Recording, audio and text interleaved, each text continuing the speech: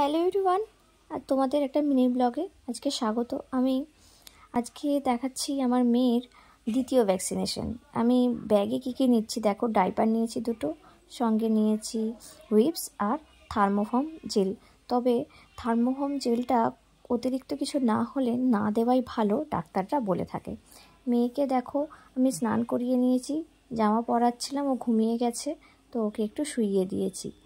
আমরা মেয়েকে সরকারি জায়গা থেকেই ভ্যাকসিনেশন করাই, আর পেনলেস দেওয়ার আমি কোনো চেষ্টাই করিনি। তার কারণ অনেক জায়গাতেই শুনেছি যে পেনলেসটা তুলনামূলকভাবে কম কার্যকরী, যদিও তাতে ঠিকঠাক কাজ হয়েই যায়।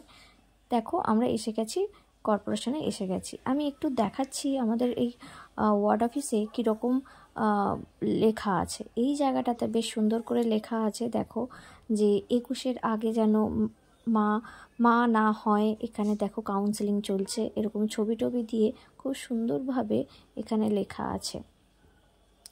এইগুলো দেখলে আমার ভীষণই ভালো লাগে যে গভর্নমেন্ট থেকে আমাদের কতটা হেল্প করার চেষ্টা করা হচ্ছে, ফ্যামিলি প্ল্যানিং নিয়ে কি কি করা হচ্ছে এই সব দেখো।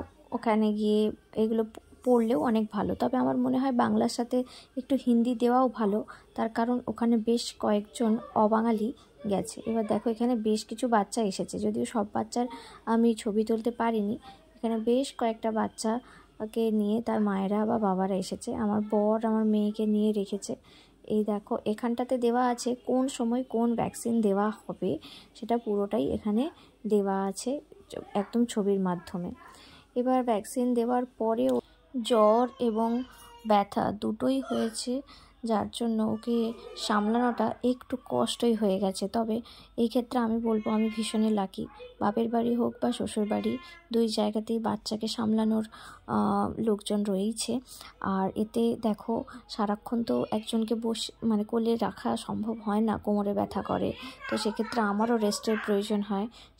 সেই ক্ষেত্রে আমার শ্বশুর বাড়ি হোক বা বাপের বাড়ি, আমাকে সেই রেস্ট দেওয়ার জন্য লোকজন রয়েছে, আমি সেই রেস্টটা পাই। তবে বাচ্চা যেহেতু, ও কিছুটা সময়, একটু বেশি সময় আমার কাছেই থাকতে চাইছে, আর এটাই স্বাভাবিক। এই ভিডিও তোমাদের কেমন লাগলো অবশ্যই জানিও। Thank you.